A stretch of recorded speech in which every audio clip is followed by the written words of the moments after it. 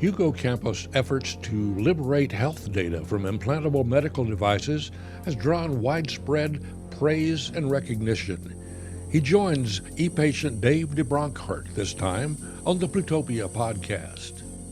I think the trend has been from being passive patients to become engaged in participatory medicine.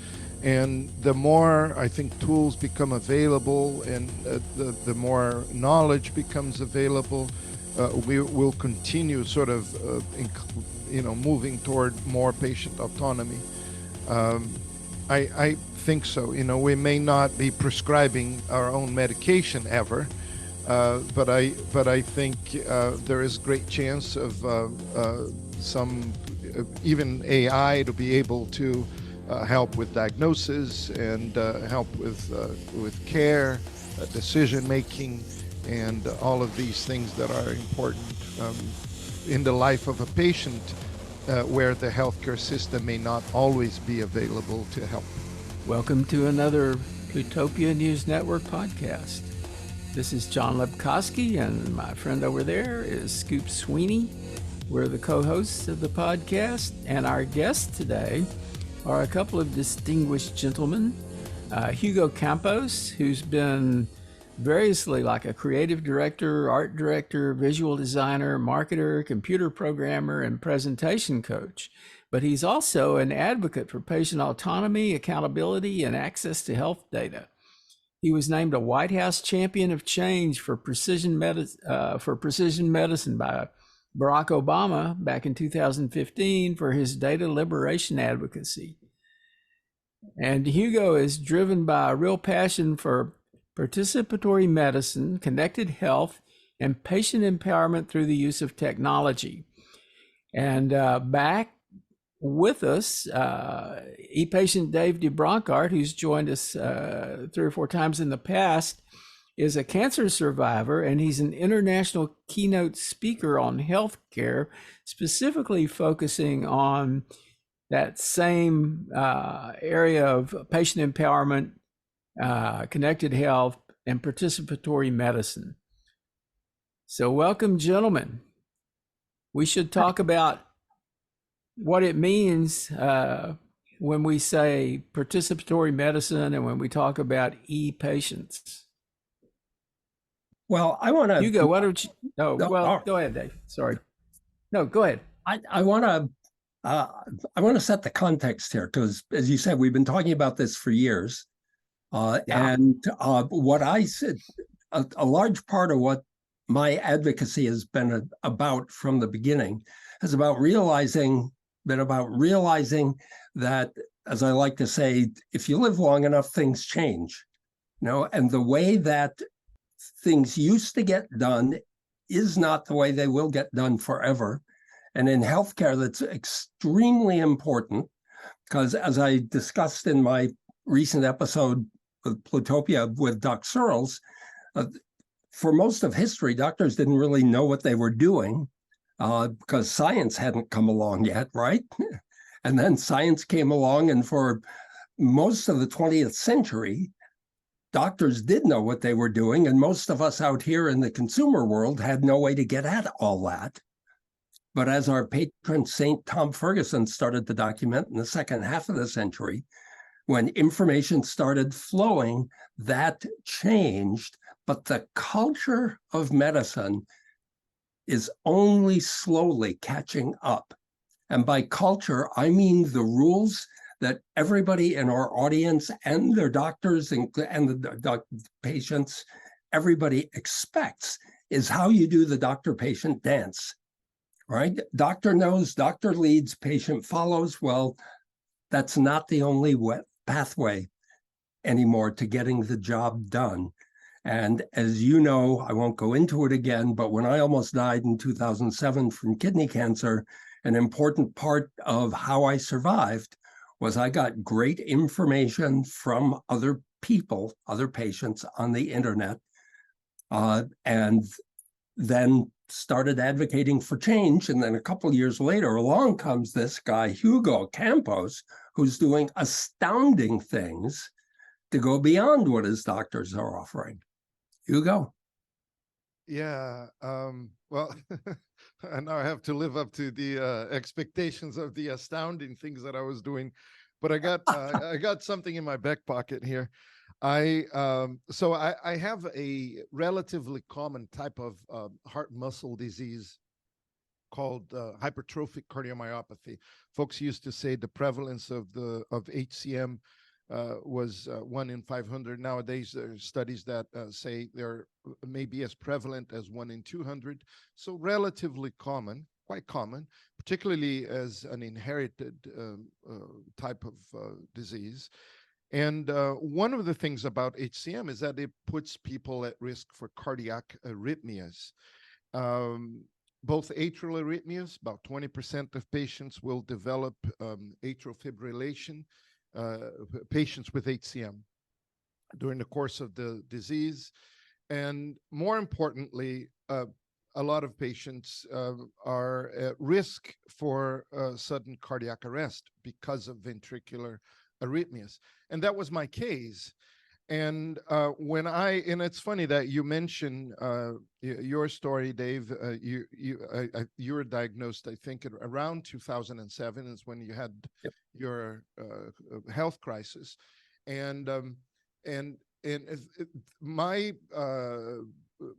encounter with healthcare kind of happened at about the same time. My first realization that there was something wrong was around 2004. And in 2007 is when I received the implantable cardioverter defibrillator, which is a device like a pacemaker that is designed to prevent sudden cardiac arrest in people who are at risk.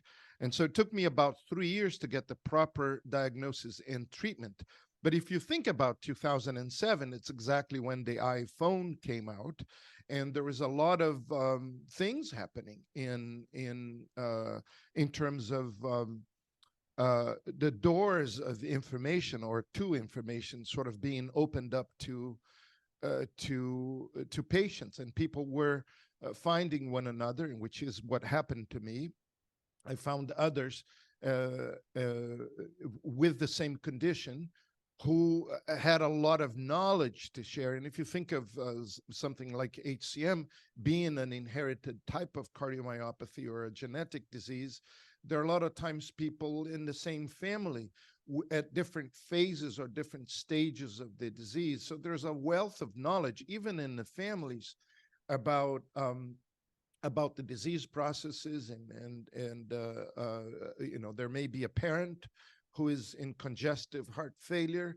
There may be the person who is engaging with the others in social media may be somebody like me with risk for other risk factors. There may be a younger patient in the family who is at risk for sudden death, etc. So there's a lot of knowledge, and folks are willing to share, or were, and had time. And back then in the early 2000s, and I think it is still the same, the doctors were too busy to bother explaining things, or too I don't know, focused on other priorities. And if you think of the priorities of priorities that go all the way to making sure that they're entering the correct billing code, so that's not a concern the patient has. And so the goals are obviously different, and so this used to be how I at one point to me in my activation, and I'll get to the autonomy here, is the point during my activation as going from a passive recipient of care to becoming an active participant in my healthcare. There was a point in which I realized that this what we call participatory medicine was going to be second best. And what I really was after was autonomy, because and in a way I sort of compromised, and over the years I I put that in the drawer and stopped talking about it as much. But I still believe it is the most important aspect of I think living with a chronic condition, or life in general. Yes. Even if you don't have a chronic condition, we are all making the decisions that affect our health and our health care, and from the micro decisions on whether to put sugar in the coffee, all the way to bigger decisions on whether to agree with an intervention, surgery or something like that. So all of these decisions have small and big impacts in our life. So I think, and as you know, Dave, and all of us here, I think, have sort of subscribed to this way of thinking. There's no better advocate than the patient himself. Nothing about you without you, right? Nothing about me without me. And so, for the most part, the patient will know what works for him or her or them, and what is the best, what they need, what their priorities are, and that's where autonomy comes in, and that's why it's so important to educate yourself and know how the healthcare system works as much as you can, so that you can be an empowered consumer of healthcare services. And that's how I look at myself at every encounter: someone with autonomy who is consuming services. And I'll tell you one quick anecdote, and I know I'm throwing a lot at you, but I'll tell you a quick anecdote, and because I think it paints a little bit of my attitude about how I go about my care. I had a visit to the emergency room. I had so far 8 cardioversions, and those are shocks that you receive to convert from atrial fibrillation into normal sinus rhythm, and I had 8 of those. Excuse me, is that where they do on TV? They do get the paddles? Yes, well, the paddles are usually for cardiac arrest or ventricular fibrillation. Oh, okay. Yeah, they use pads for this. Yeah, I've had a few of those too, Hugo. Similar, yeah. So I had a number of those, and in one of the events, I went to the emergency room and requesting a cardioversion, and the doctor who saw me had different ideas, wanted to offer a chemical cardioversion, and I did not want a chemical cardioversion. I wanted an electrical cardioversion, which is a shock. I had many of those done before. That is my preference, and he refused. We argued, so on and so forth. And so it wasn't a... Well, yeah. Can I make a point about that, Hugo? It's so when you talk to a doc, you come to a doctor and you are the expert in your own body. You know what goes on with you. The doctor has a kind of template in mind of kind of generally the way things work medically, and they will often have a procedure mapped out for a specific thing. So I know this is the case with me too. When the last time I had a cardioversion, when I showed up, they attempted to do a chemical cardioversion first, because that's a protocol they've got. Chemical first, and if that doesn't work, go to the electric shock. And I think in the case you're talking about, you knew your body better than they did, and you knew that the chemical cardioversion was not really what you needed and wasn't going to work for you, and you needed to have the shock first. And that's a situation where the physician really needs to concede to the expertise of the patient, because the patient knows their own body better than the physician does, even if the physician is an expert in medical procedure. Yeah. Is that fair? That is fair. Yeah. And yeah, it is fair. There are a number of things there about, not to delve too deep into it, but this may have been my 5th or 6th cardioversion. So it wasn't my first one. I knew exactly what worked. But the whole point of the anecdote is this: when I came home, I have a good friend of mine. It goes back to when both of us worked in advertising in a large ad agency, and he's changed careers and went to work in healthcare and got an education as a nurse. Now he's a nurse practitioner, and he worked in the same health system. And so I had a phone call with him, and I said, this is a friend of mine. We've known each other even before he was in healthcare. So I think I had hoped or expected some empathy, I suppose. And I complained to him about the encounter, and I said this was not good, and the doctor wouldn't listen to me. And I felt like we're off for a bad start, and it made the entire experience really unpleasant. And his advice to me, my friend's advice to me, was like, well, you must understand, and doctors are pressured, and they are losing their autonomy, and they are stressed out, and they're burning out, and you should understand that. And the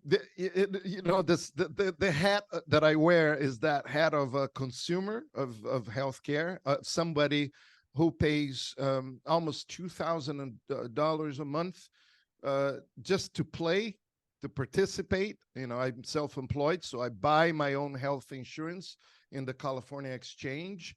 And at one point, I was paying enough to buy a Honda, a low-end Honda Fit every year. And so it's not free for me. And so I'm sorry, but I have very little sympathy for somebody who's providing a service and doing a job for which he is being paid for. I am the customer. I'm coming in with, I expect service. I'm sorry. I am so sorry. And I'm not like I'm trying to be irrational here, but I expect in much of the same sort of interaction that I would have with any consultant or any person that I would be hiring for a service or to provide advice. Well, I want to steer us back toward participatory medicine, because I think one of the things that all of us, with the possible exception of people who are on Medicare, right, all of us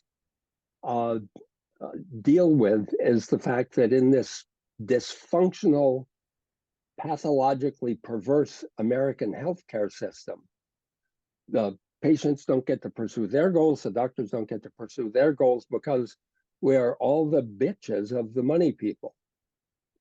And that's a subject that, for anybody who wants to get revolted about that, and educated and revolted, I can only recommend, there's a great podcast sponsored by KFF Health News called An Arm and a Leg. And man, that will open your mind and make you throw up. But back to participatory medicine, the whole idea of patients as active partners instead of just passive crash test dummies who come in and get things done to them is a real culture change. And the thing that Hugo exemplifies is when a patient, it's part of the reason that the establishment thinks that patients can't know anything useful is because during that transition period where doctors knew stuff and patients didn't, one part of that that's persisted until very recently was access to our medical information, right? And this is where Hugo was a major pioneer. Consider, and then Hugo, I'm going to hand it back to you for some of your early stories.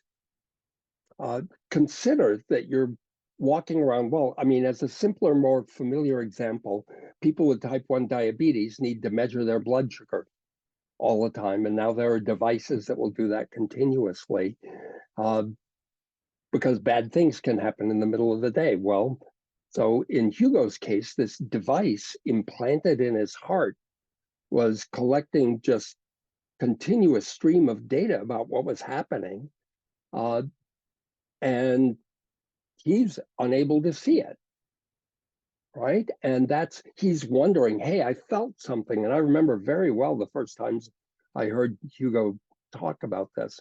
He's feeling something and wondering, what is that? And Hugo, I'd love you to describe that experience and what you did with that little Google form.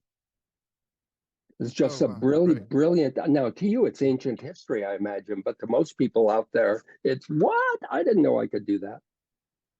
Yeah. Well, yeah. Well, things have progressed a tiny bit, not significantly, but a very, very tiny bit. From the moment when I received my device. So, and my device was implanted, like I said, 2007 November, and I received the first type of ICD that was capable of wireless telemetry, and the device could be monitored remotely. And the doctor was very excited about this, and he says to me, "Oh, you're getting one of those new devices that we get to monitor you from afar." And I said, "Oh, this is really great. Yeah, I'm excited too. And what is the URL for the portal?" And the doctor says, he looked at me puzzled, and he says, "Oh, it's not for you, it's for us." And I said, "Well, how does that make sense? And aren't you busy with a bunch of people? Don't you have like 300 patients in your practice? Are you going to be looking at me? Let me do that part. I'll do that part. It's I have skin in the game." Yeah. And so there wasn't really a way for patients to learn. And at that time, I no longer drink alcohol, but at that time I used to. And so I thought that perhaps caffeine and alcohol could potentially be some of the triggers for my cardiac arrhythmias, and I was very symptomatic of them. And so what I did is that I put together a Google form that I could use, and mind you, and this is 2007 or 8 or 9, and very early, and so there are not really a whole lot of apps or resources there for patients to be empowered by stuff like this. The Alive Core was only an idea, the Alive Core Cardia, and so what I did was I created this Google form that I could use, that I could access from my iPhone. And every time I had a symptomatic arrhythmia, I would record the characteristics of that arrhythmia. What I thought, did this feel like an atrial arrhythmia? Was it a ventricular arrhythmia? Was it how long did it last? What was I doing? Was I active? And some things, a very brief form, nothing too complex. And afterwards, when I had a visit with the clinic, I would then ask for a copy of the report and see if what I had recorded somehow correlated to what the ICD had captured. And there are a number of problems with that. The fact that the time on the ICD was never correct, because they didn't correct for summertime, and there are a number of issues. It was the clock in the implant would stray over time from the correct time. My phone was always on time, so it was kind of hard in some ways, and it was also difficult that I had to request the report. The report had to be a specific type of report that included a log of all of the arrhythmias since the last report. There are a number of complications, but in spite of all the effort, I used that form for a number of years. And one of the things that I learned was that alcohol was, in fact, a very efficient way to get me in atrial fibrillation and cause atrial arrhythmias like atrial flutter. And so I stopped entirely. And that has resolved it for a little bit. It was helpful for a number of years. For 10 years I've managed this like that, and things have been progressing lately. But I feel like because of my active engagement, I was able to do what I could in order to improve my outcome. Yeah. And that's so. It's just exquisite. Think what's happening there. Aside from the fact that it never dawned on people in the system that the patient might have a use for the information. I mean, most of us today, it's funny. Last year we installed the smart thermostat in our house. And so now I can, adjust the temperature without getting out of bed. I can schedule things. I can get notified when things happen. We had an electrical monitoring thing called Sense, S-E-N-S-E, installed on our circuit breaker box. It notified me last month that my usage yesterday had tripled, and it turned out that there was a malfunction going on in the air conditioner. And so now I'm mad that our dryer won't text me when a load is done. So I have to put the shirts through again on Steam refresh. So now imagine, here's this thing, the system, the device that it knows what's happening in Hugo's heart and it won't tell him. Right? Just how archaic is that philosophically, and how disempowering. But now look what Hugo did. Hugo, a disempowered person, will always say, there's nothing I can do about this, woe is me. Hugo thought, what can I do? I know when these things are happening. He came up with a simple little, life hack thing of I'll just record in my phone when things happen and then compare it with what happens there. Now notice, the doctor did not have the ability to do that for Hugo, because the doctor didn't know when he was drinking alcohol or coffee or anything. This is the whole point here. When you rethink everything about healthcare, where the clinicians do their job and we contribute, what's possible just ramps up.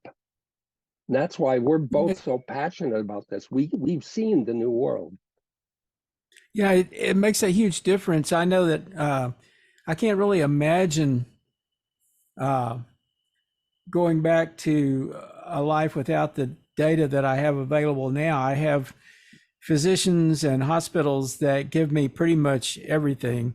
I'm getting a pretty good dump from that. I had 2 surgeries recently, and I was able to read all of the surgeon's notes from those surgeries and know exactly what happened there. I'm wearing a watch that keeps track of my sleep and my heart rate. And certainly for somebody with atrial fibrillation, that is a big help. I can actually take my own ECG using the watch. Kevin Kelly, many years ago, started talking about the concept of the quantified self, where you collect, data about your own personal biology and keep it and track it, and how it could reveal these sorts of things. I know now if I had a bad night's sleep, I know how bad it was, and I know, I can get a pretty good sense of why it was bad. Complete understanding of what's going on. Well, it's not complete, obviously, but a much better understanding of what's going on with me. And a lot of that depends on, in my case, I'm very fortunate. All the physicians I've been seeing are willing to talk to me, are willing to listen to me, and will take the time to discuss things, and will listen to my point of view, and will sometimes, I've always been able to talk them into following along with me. I talked them out of giving me statins, and I convinced them that it didn't make sense for me to take blood thinners, even though I have AFib or have a history of AFib. And it's a big deal to be able to have those conversations in an informed way as a patient, and to have doctors who respect your contribution to the conversation. So what I really hope people will think about out there is, do you consider yourself somebody who is actively involved uh, in your healthcare? Now, an enormous problem in making this transition is there are a lot of doctors, generally younger doctors have more open minds, but there are a lot of doctors, including younger ones, who are posting about real problems they have with flat out idiots coming in. One, I just read a post on LinkedIn last night. The guy says he's got a patient who's got a virus, but he insists that he wants antibiotics because he says my body just does well on antibiotics, and all of the different lunacy that happened with disinformation around COVID. So nobody is asserting that listening to anything a patient says is going to give us perfection. What we are asserting is that new achievements are possible. Hugo is doing them. He's an example. I'll give you another example. I think I mentioned in my episode with Doc Searles that after a surgical accident, when I had a cataract replacement, I ended up getting glaucoma in one eye. And the way you normally manage glaucoma is by getting a puff of air in the eye when you go into the doctor's office. Well, that's just as useful as if you tried to manage a fever by going to the doctor to have your temperature taken. It moves around in between. So I got a device now that lets me, I don't know, I may have to turn off my background. Anyway, it lets me track my eye pressure at home. And I have a nice little graph on my phone that I can send to the doctor.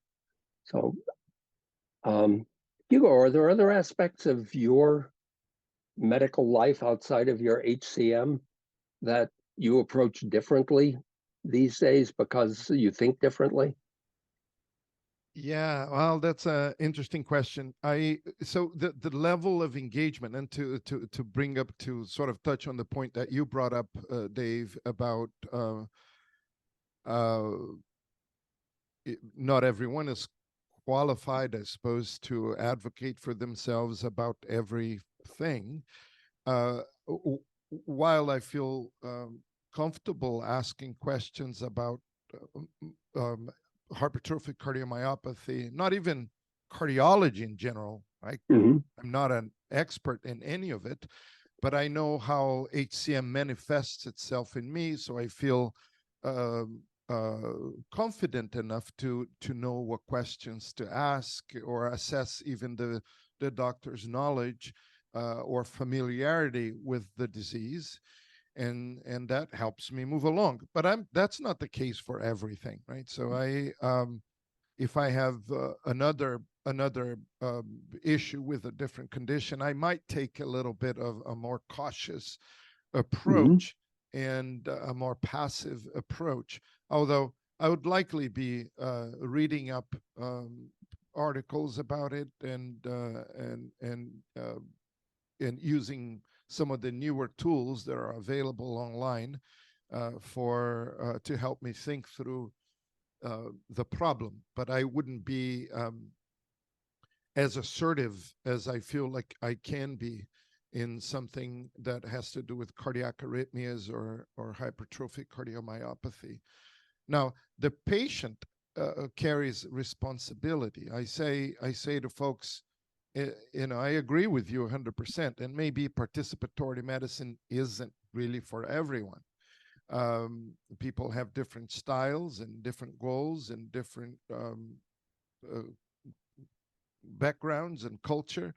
And so it's not, this isn't maybe for everybody. I don't know. It is for me. But I respect the fact that it may not be for someone else who may wish to delegate it to the doctor entirely and just follow orders. That's a perfectly fine approach. I mean, there are consequences to that as well, right? So I prefer to be involved and exercise my voice and Mhm. take responsibility as well. And so when somebody says, I want an antibiotic for a virus, and when the doctor is advising against it, uh, in the perfect world, if I am the doctor, I would say, well, I may not be the doctor for you then, and I am sorry, I'm not able to help you, because that goes against what I've learned to be care Mhm. that helps you. And this would be, in my view, harmful, not helpful, and I will not do harm. And so I cannot agree with that. If you want somebody to prescribe antibiotics, you need to find a different doctor. And I don't know if that is possible. I presume it is. Oh, yes, Yeah. absolutely. I know So it's people who do that. reasonable to me, right? Yeah. Isn't that it's so not everybody is gonna not every doctor works with every patient. And to John's point, it's taken me years, but I finally found doctors that I am Mhm. that listen to me, that respect what I have to say, cardiologist, and that considers my concerns seriously, and in fact even listens when I bring concerns to them, and I have Yeah. suggestions on how to change my care, consider and have done that. And so it's a true partnership. If I can chime in for caregivers, that's what I am. I've been my wife's caregiver for quite some time. She's had 2 episodes of breast cancer, degenerative disc disease. She was diagnosed with primary progressive multiple sclerosis. And then a about 2 years ago, she had an accident that resulted in her right leg being amputated below the knee. So Mhm. we've had a lot of encounters with doctors. Mhm. And in that last one, this was in the height of COVID. The doctors were insisting, "Oh, you've got to send her to an inpatient rehab care.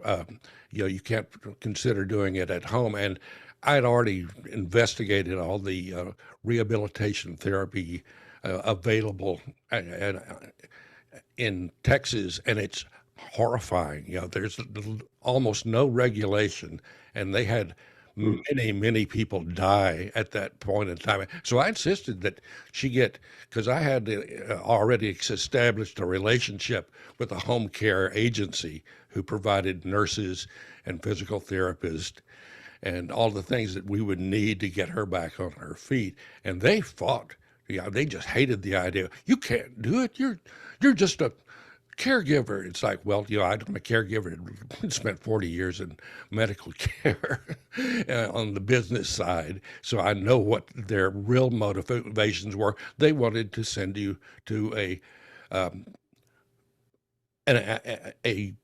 agency that they had some control over, and the idea of having a mere person out there caring for the patient, they just seemed to irritate them no end. But fortunately, I was able to do it, and the outcome was positive. She didn't die, unlike a lot of people that were in those Mhm. rehab centers. Good for you. Good for you. So there again is the voice of an empowered person, right? Who knows what they want and speaks up. And that goes to Hugo's point about autonomy. You know, I a beautiful thing that Hugo said to me, maybe, I don't know, 5 or 6 years ago. I'm going around ranting around the world about patient engagement, listen to patients, let patients be involved in their care. And Hugo at one point said, I don't want to engage in my health. I want to engage in my life. You know, I want to get on with my life. And that's the thing that I love about being able to keep an eye on different conditions is that it means I can go wandering around, I can go on a trip or whatever, and I can keep an eye on things, knowing that I'm not going to have an emergency where I need to get back home rapidly.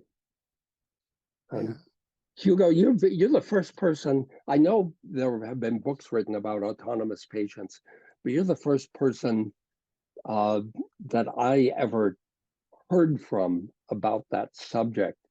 What does that mean to you? I mean, it's obviously liberating in a sense, but what were you thinking when you started talking about autonomy? Well, I suppose it was just a natural realization that the healthcare system wasn't really there for me. And it's kind of a bummer to kind of even think about it in those terms. But for a number of about three years, almost 4 years, I didn't get the right diagnosis, and the different healthcare providers didn't seem to be talking to one another. There was it was chaotic. They didn't seem to have it together. And I thought, having come from a marketing background and an advertising agency that approached all our work very scientifically in terms of everything was measured, everything was carefully considered. We're accountable to the money that our clients were spending with us. It was just a very reputable business. And I thought, healthcare, it's got to be better than this. And it turns out I was disappointed. And not to say, the reality is, like, not everybody practices evidence-based medicine. The systems don't talk to one another. There are some ethical concerns here and there on a variety of different issues. And so I thought, well, okay, clearly I can't partner with these people, and it's not going to be enough. We've gone through the part where I cannot delegate, because clearly it's not going to work if I delegate and sit back. So I have to engage. Clearly I have to engage, because otherwise things don't get done. And after I engaged, even after engaging, it felt like things weren't, I wasn't getting listened to, or I didn't have access to information in order to partner with my care team in the same way that they had the information and could communicate and speak to one another. I was not really a partner. And so I thought, the heck with all this. It's all about autonomy. I got to fend for myself. The straw that broke the camel back was when, and this is before the provision in the Affordable Care Act became became active, I suppose, for lack of a better word, in which it was illegal for insurance companies to discriminate against people with pre-existing conditions. And this happened in 2014. So before that, for 2 or 3 years, I could not get health insurance. I used to get health insurance through my spouse, and it was an employer sponsored. And so at that time, my husband, Paul, he left his employer, and we lost access to healthcare. And I couldn't get healthcare anywhere because no one would. And I went around saying, I don't want any favors. I will pay. And it's not, but it wasn't even an option. Paying was not an option. And I felt like, well, this is absurd. This is absurd. Where is my freedom to buy what I want in a freaking market? So so what did I do? This is and I had an implantable defibrillator. It gets me all riled up just thinking about it. But here I am, somebody with an implantable defibrillator, and who couldn't even do the follow-ups because I didn't have health insurance. My hospital that I used to go to dropped me like a hot potato the day I lost insurance. And I wasn't even aware of it. I had an appointment. The appointment got canceled. And I called them up. I said, why did the appointment get canceled? And they said, well, you don't have health insurance. How do you even know I don't have health insurance? Oh, we know. And so what did I do? I went on eBay and I purchased a pacemaker programmer on eBay. And those are medical highly regulated medical devices that are not for sale. And in fact, they do belong to the manufacturer of the device. They don't even belong to the person who is selling them on eBay. But you know what? At that point, all bets were off. And my survival was at stake. And I had to make some, unfortunately, I was put in a position where I had to make some ethical compromises, which is not something I appreciate. But I had no choice. I had no choice. And to put anybody in that position is cruel and it's unfair. So, but that was my reality. So I had to go buy a pacemaker programmer, which I did on eBay. I put in, it cost me a few $1,000s, was not cheap. And but I figured since I'm no longer paying health insurance, I might as well just put the money to better use. And I also started purchasing pacemakers and ICDs from somebody who sold them on eBay as well. And later I would realize that those were removed from people who were going to a cremation. And I wasn't aware of that, but once I started interrogating those devices in my garage, I realized that those I'm pulling people's names and birth dates, and those were people who were had passed away. And so, but that is how I learned how to interrogate my own implant. I also took a class at school in South Carolina, in Greenville, called the Arrhythmia Technologies Institute. And I went over there and I took a class there on how to interrogate pacemakers. According to them, I was the first patient to ever take that class. Usually it's a class for nurses who are transitioning into cardiac care, or people who are being just employed, hired to work for a manufacturer of a pacemaker company or something like that. And when we're introducing ourselves in class, the teacher says to me, we go around introducing ourselves, and it was my turn. I said, I'm a patient, and I don't work for a medical device company. I'm not a nurse. And everyone turned around and looked at me, and I was sitting kind of toward the back, and everyone was shocked. And the instructor says to me, well, we've never had this, we're going to show some videos here that may be not palatable to patients. And I said, well, I paid my tuition like everybody else. I expect to be treated the same way as everybody else. And so that's... I'm glad they let you in. They did let me. Well, I was paid in. I was the first day of class.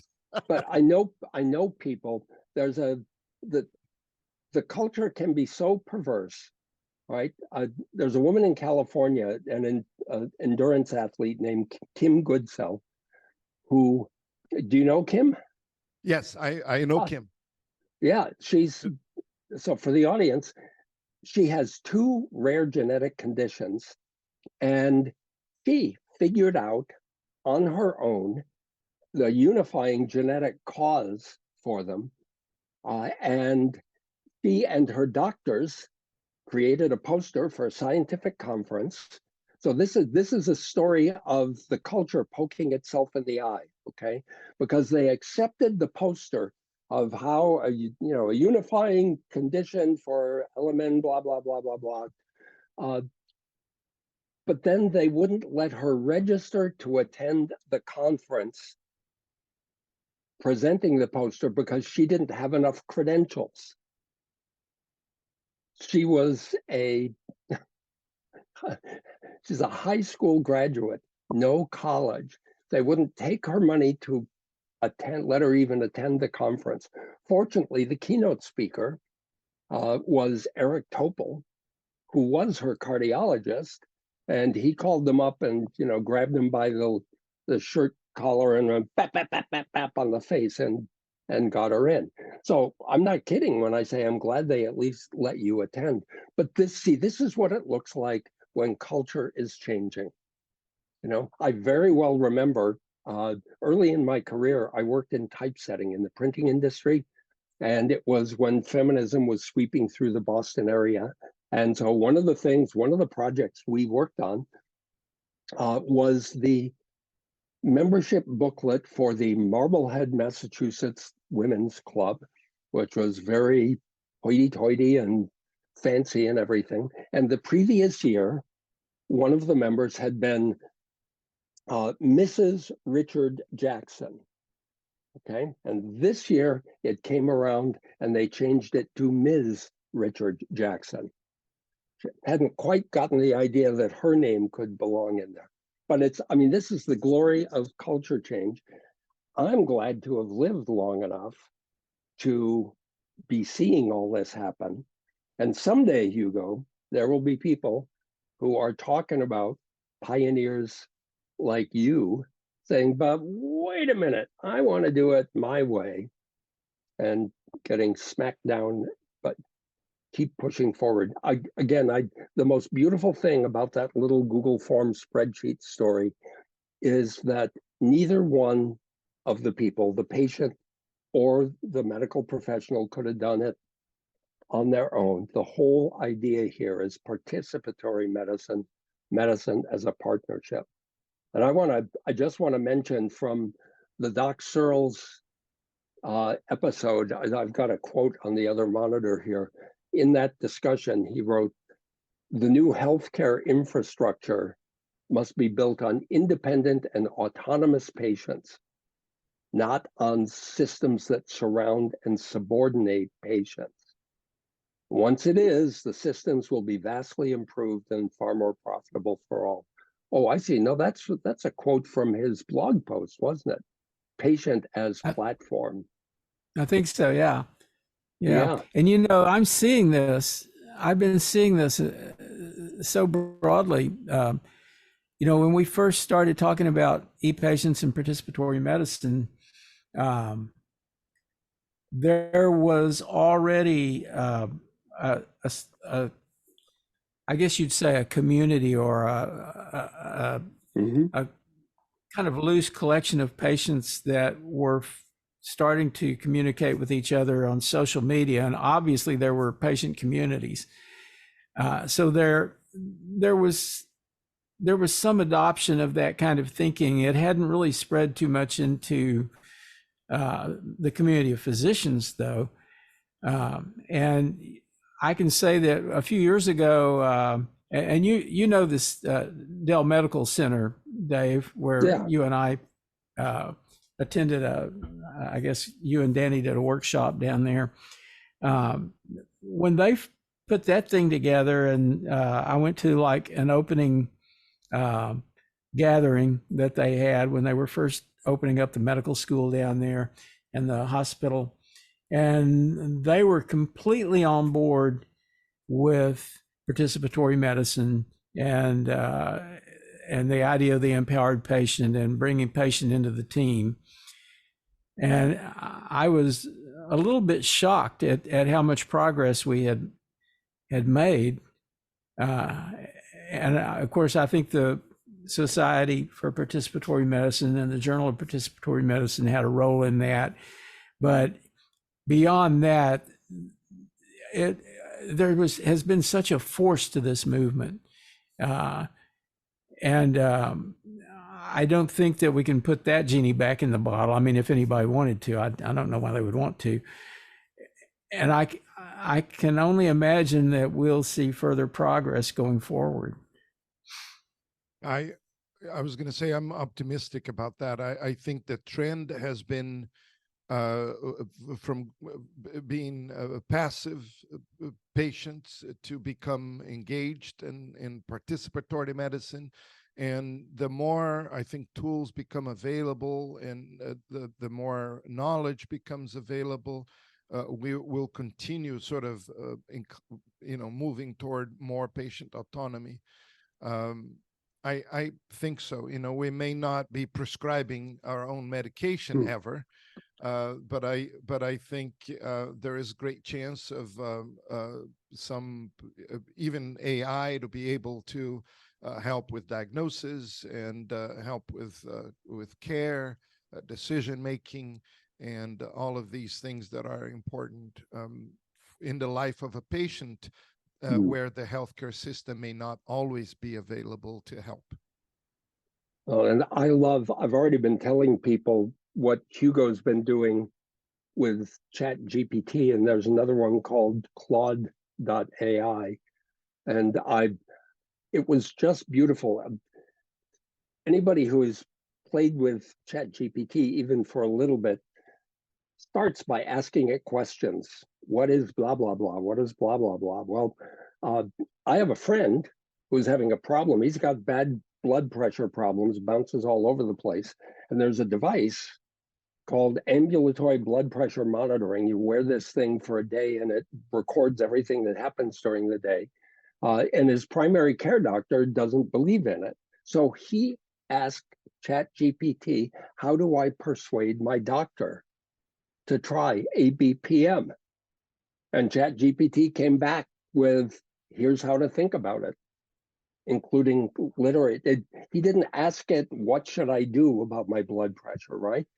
And what Hugo shared with me the other day was just brilliant. He's already changing how he works with his cardiologist. He said, I don't ask it to answer questions. I use it to help me think. Yeah. Right, which is just beautiful. So what was it that you achieved, or is that not something you want to share publicly?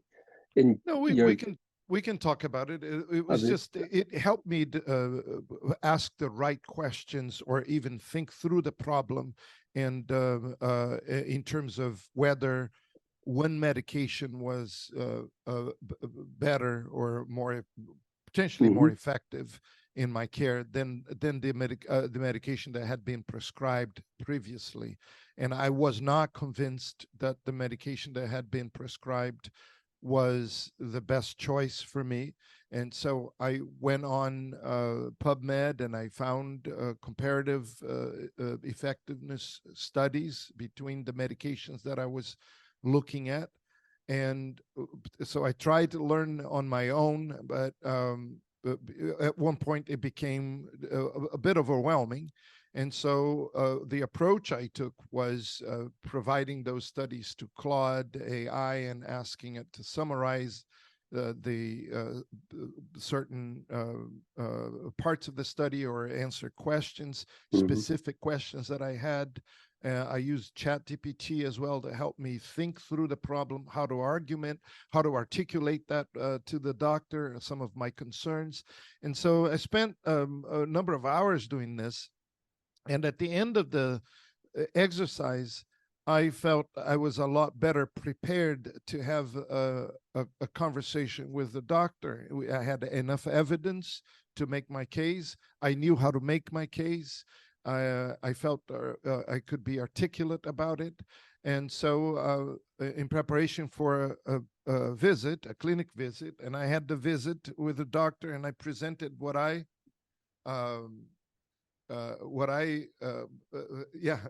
presented what I had discussed with what I had learned, and she agreed with me in a second. And she says, "Yes, you're correct.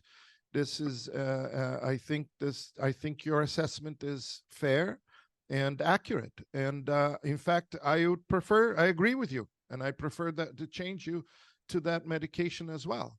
And so we wouldn't not have had that conversation otherwise. And so, I think a hallmark of a real intellectual is not somebody who says, "Shut up, I know more than you." It's somebody who's able to say in a case like that, "You've got a point there." And that's partnership. So I know we're out of time. You've got a point there, Dave. So here we are at the end of our hour, and I think there was probably a lot more to be said. So maybe we should regroup sometime if you would both be interested in coming back, maybe in a few weeks. Of course, and I'd love to hear a few questions from the audience. Yeah. So those of you who are listening to this, you can send, if you have questions or comments, send them to info@plutopia.io. And the Plutopians will store those, and we can bring them up in a future discussion. Questions or stories, stories for sure. Thing. Absolutely. Yeah. It's plutopia.io and not yet plutopia.ai. We hope not. We're Okay. still working on organic intelligence. We haven't quite got to the artificial kind. All right. I'm glad. Got to take care. Thanks. That was a great Thanks so session, much. everyone. Thank you. Thank you. Have a nice day. You can stay in touch with Plutopia at plutopia.io. On Facebook, look for @Plutopia News. On Twitter, it's @Plutopia. This is the Plutopia News Network, 20 minutes into the future.